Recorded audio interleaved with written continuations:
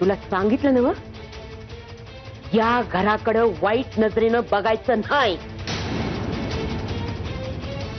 आता पुन्हा काय बोललास तर पुण्यांदा तुझं खोबाड फोडन. आणि आता पायतानानं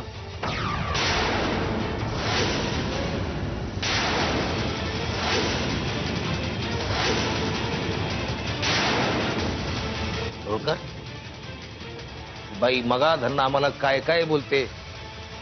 तुम्ही शांत. तुमचा इथं काय संबंध नाही. मग आम्ही आमचा बदला घ्यायला मोकळे. तुम्ही आज आत्ता ताबडतोब आत्ता इथं सगळ्यांसमोर या बाईचं आम्ही मुस्काड फोडणार. आणि मग इथून फरफटत नेऊन बाजारात सगळ्यासमोर पुन्हा हिचं मुस्काड फोडणार.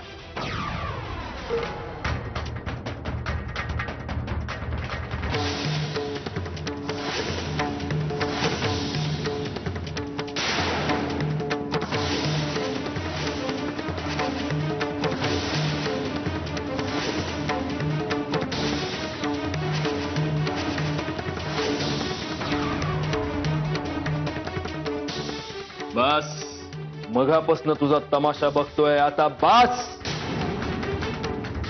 तुझ्या तोंडाला येईल ते बोलायला हे तुझं घर किंवा तुझं ऑफिस नाहीये, हे माझं घर आहे. सत्यजित मुधोळकरचं घर. फक्त ऐकायचं, तोंड उघडायचं नाही. माझ्या घरातल्या कुठल्याही माणसाला मुस्कटात मारणं तर लांब राहिलं. केसाला जरी धक्का लावलास ना तरी तुझा हा हात तोडून तुझ्या दुसऱ्या हातावर ठेवेन. रस्त्यावर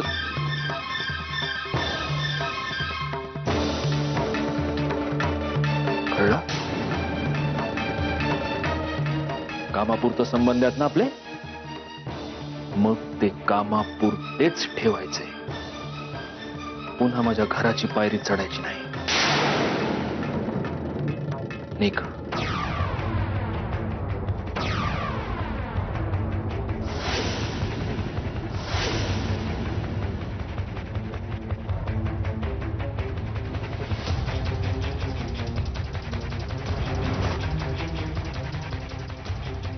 तांबडे बाबा तुमचं रक्षण करो.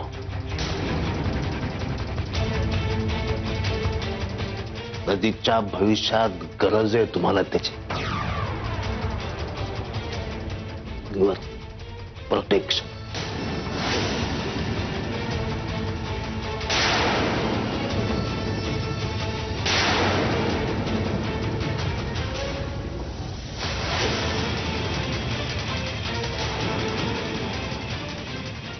जय तांबडे बाबा.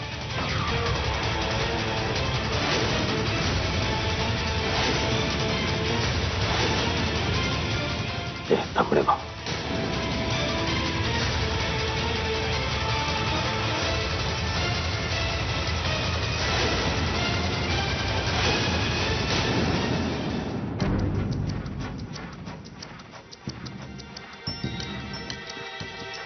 ते काय आपली गाडी नाही येते कोण म्हणाला. काय झालं साहेब? काय झालं? आदर कित्य झालं आमचं.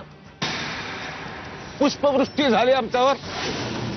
अत्तराचा फाउंटन फवारला आमच्यात.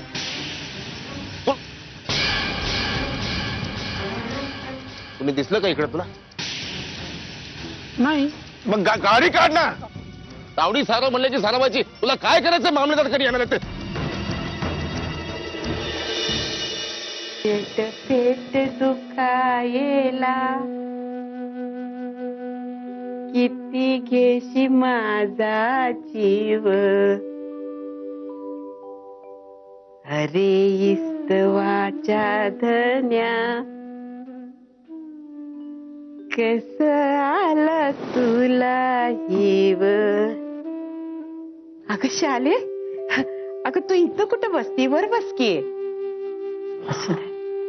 अगं खाली बसायची सवय तुझी मोडली असल. बस की वर. मी सवय ती पुन्हा लावून घेईन, म्हणजे तुमच्या शेजारी बसता येईल ना मला. सासूबाई, एवढं सगळं घडलं घरामध्ये आणि तुम्ही हसताय. शाले, कसं असतं या, आपल्याला वाटतंय दुष्काळ पडलाय, पाण्याचा एक टिपूस बी नाही. मग आपण सारखे सारखे आपल्या ओळखीच्या ठिकाणावर जायला लागतोय का? कारण आपल्याला ठाव असते कधी काळी तिथं वडा होता, आपण तिथं आशेने जातोय. पण काळाच्या ओघात हरवलेला तो वडा आपल्याला काही सापडत नाही. आणि वरून राजा बी आपल्यावर किरपा करत नाही. समद कसं रखरखीत वाटायला लागते. मला कळत नाहीये तुम्ही काय बोलताय ते. शाले, त्यानंतर एखादा दिवस आपण ठरवून टाकतोय की आपल्याला त्या वडाची आस नाहीच आहे.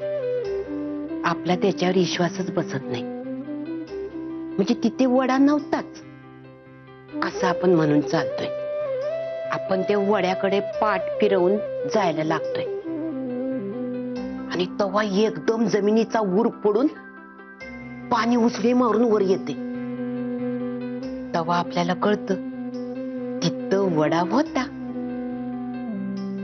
पण वड्याची बाहेर येण्याची वेळ ठरलेली नव्हती.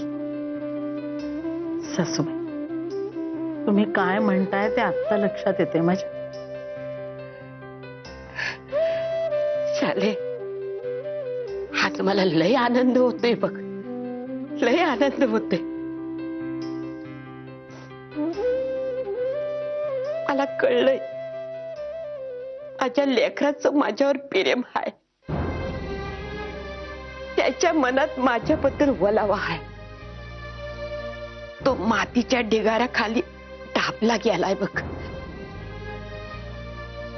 पण तो बाहेर येणार, ऊर फोडून बाहेर येणार. सासूबाई, माझा सत्या आधीपासूनच मायाळू आहे हो. या परिस्थितीनं त्याला असं कोरडं आणि वृक्ष बनवलंय. शाले, मला ते ठाव नाही काय. माझ्या लेकरासाठी माझा जीव किती तुटतो या, तुला काय सांगू. पण आज मला माझा सत्या भेटला. त्याच्या लहानपणानंतर आज मला माझा सत्य भेटला. शाले, आज सत्य भेटला. पण या परिस्थितीनं मात्र त्याच्यापासून त्याचं बालपण हिरावून घेतलंय. असं बालपण हरपलेल्या मुलाच्या डोळ्यामध्ये जगाच्या रागाशिवाय दुसरं काय दिसणार होतं सासूबाई आपल्याला. शाले, अगं झालं ते होऊन गेलं. आता जे हाय ते आपलं हाय. आता तेच सावरायचा प्रयत्न करायचा. मी सावरे, पण पुन्हा त्याला बालपण नाही देऊ शकत. माझे बी किती दिस राहिले किती नाही ते मला ठाव नाही. पण मी सांगते, मी माझ्या लेकराचं सुख बघितल्याशिवाय जायची नाही बघ. आणि एक इच्छा आहे माझी, माझ्या लेकरानं मला आजचे म्हणून मारलेले हाक ऐकायची आहे शाले मला.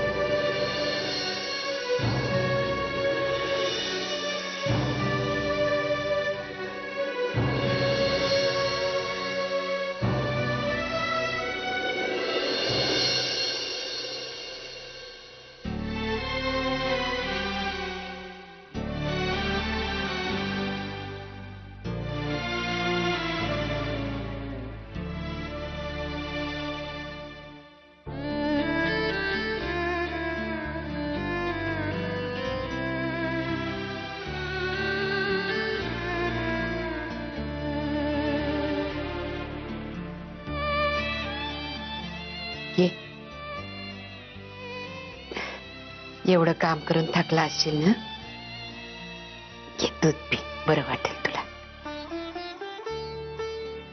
अरे घे लेकरा, दूध पी. मगाशी जे काही झालं त्यातून उगीच नसते अर्थ काढू नकोस. तो दादा होळकर आपल्या घरातल्या नोकराशी सुद्धा असं वागला असता तरी मी तेच केलं असतं. मी फक्त घरातल्या कर्त्या पुरुषाचं कर्तव्य केलं, त्याच्यामुळे तुझ्यात आणि माझ्यात कुठलंही वेगळं नातं निर्माण होत नाही.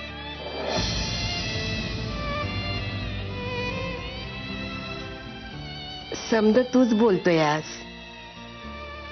म्या कुठे काय बोलले. घे दूध घे.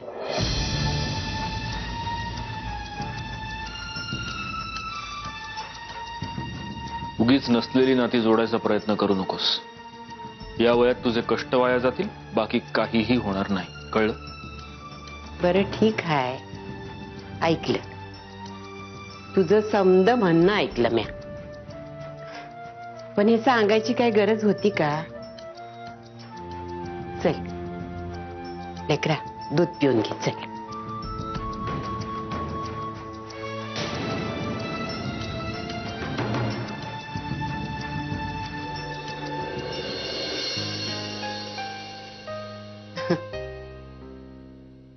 बघितलंस कसं येड आहे माझं लेकरू. ते मनात जे काय असेल ते ओटावर आणणार नाही म्हणजे नाहीच बघ.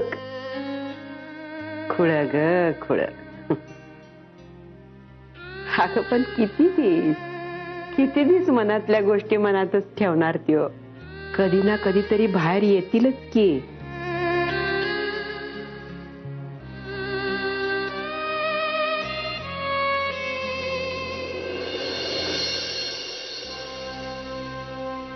काय ग, तुला काय निद्रानाश झालाय की काय? चल झोप, मला जाम झोप आली. गौरांग उठ, गौरांग उठ. काय ग ओरडते काय? इथे माझी झोप उडायची वेळ आली आहे, तू झोपतोयस काय? केवढा मोठा प्रॉब्लेम झाला असता कळतंय का तुला? त्या दादा होळकरनी चुकून किंवा जाणून बुजून जर सत्यजित दादांना हे सांगितलं असतं की ते ग्रीनफील्डचे पेपर्स मी नेऊन दिलेत त्याला, काय झालं असतं कळतंय का? सत्यजित दादांनी कुठे आणि किती खोल गाडलं असतं ना, मला पत्ताही लागला नसता. नाही, तुला कुठे आणि किती खोल गाडतील ते मी सांगेन ना तुला. तू कशाला चिंता करते? विनोद सुचतायत तुला? तर तुझ्या आजीने एवढा मोठा प्रॉब्लेम करून ठेवलाय. आजीला काय बोलायची गरज नाही. हा सगळा विचार त्या दादा होळकरची हात मिळवताना करायला हवा होता. जसा कोळशाच्या व्यवहारात हात टाकला ना की हात काळे होतात की नाही, तसंच या दादा होळकरशी हात मिळवलास ना तर हात नक्कीच काळे होणार. कारण तो काळाच आहे ग, आतून बाहेरून. आजीला दोष देते.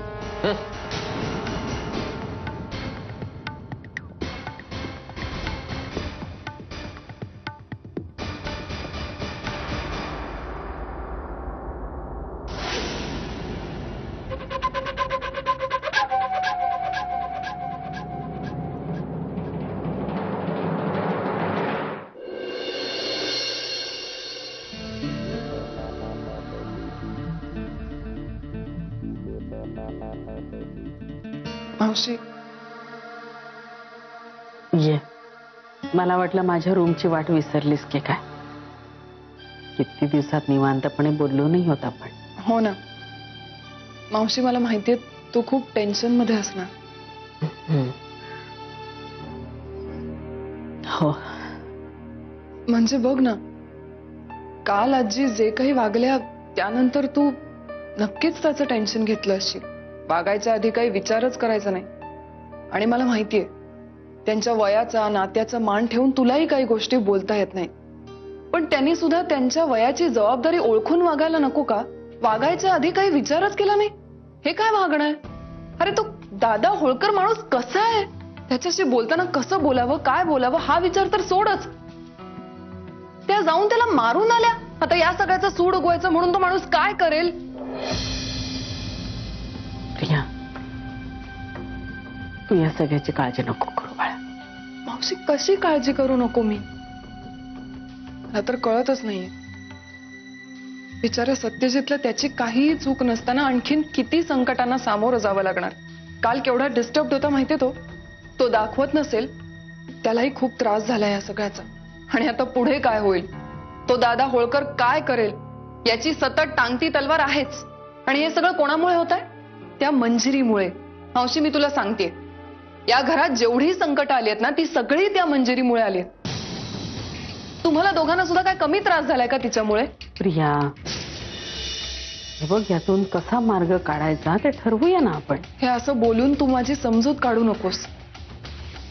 हे बघ मावशी, आजींसमोर कोणी काहीही बोलू शकत नाही. पण मला आता असं वाटतंय की तूच थोडा वाईटपणा घे. समजावून सांग ना की हे सगळं. हो प्रिया,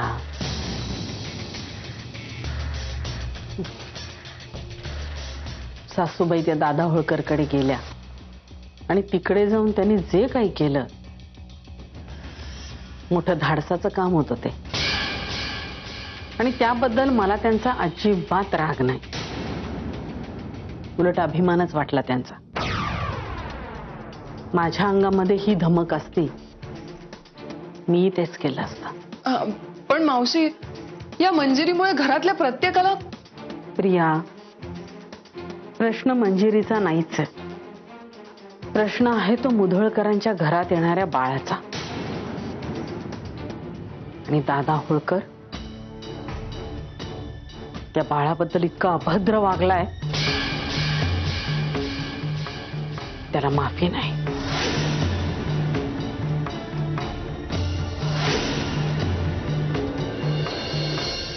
क्या बात आहे सत्यजित, ह्याला म्हणतात डेअरिंग.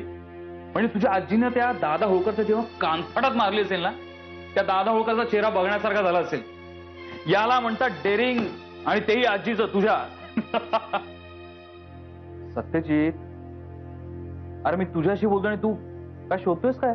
अरे यार, मी बहुतेक माझा फोन घरी विसरून आलोय. अरे मग कुणाला तरी पाठवून मागून घे ना. मी एवढी आनंदाची बातमी शेअर करतो आणि तू. सत्यजित, पण काही म्हणा, आजची ब्रेकिंग न्यूज काय, तर तुझ्या आजीनी त्या दादा होळकरच्या कानाखाली मारली, हीच. व्यंग, तुला किती वेळा सांगितलंय, ती बाई माझ्या आईची सासू आहे, ती माझी आजी नाहीये. अरे सत्यजित, पण. Hello, yeah ma'am. Okay, great. Yeah I got it. Okay, bye, good day. Satyajit, guess what, good news आहे. काय? ग्रॅहम जॉन्सन भारतात आलाय. ग्रेट, आजच्या आज मीटिंग फिक्स कर, आजच भेटूया. अरे हो सत्यजित, त्याच्या सेक्रेटरीचाच फोन आला होता आणि त्यालाही आपल्याला भेटायचंच की. मग आता तो मुंबईत आहे, कोल्हापूरला आल्यावर भेटू. आता गाफील राहून नाही चालणार व्यंग. हे प्रोजेक्ट आपल्यासाठी खूप महत्वाचं आहे. हे डील जर आपण क्रॅक केलं ना, तर दादा होळकरच्या कपाळात शेवटचा खेळा ठोकलाच म्हणून समज.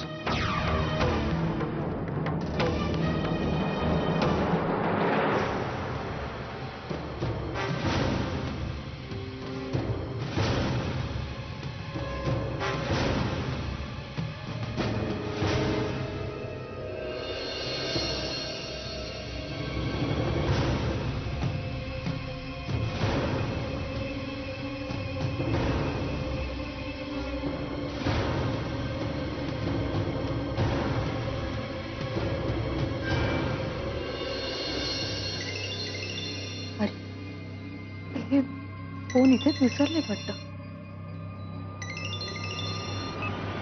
हॅलो हॅलो हॅलो, कोण बोलतंय?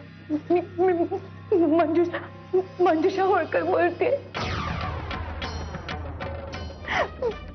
सत्यजित भाऊ, प्लीज प्लीज मला वाचवा. मी खूप मोठ्या संकटात आहे. मला इथून सोडवा प्लीज. प्लीज मला. हॅलो, अहो हा फोन मी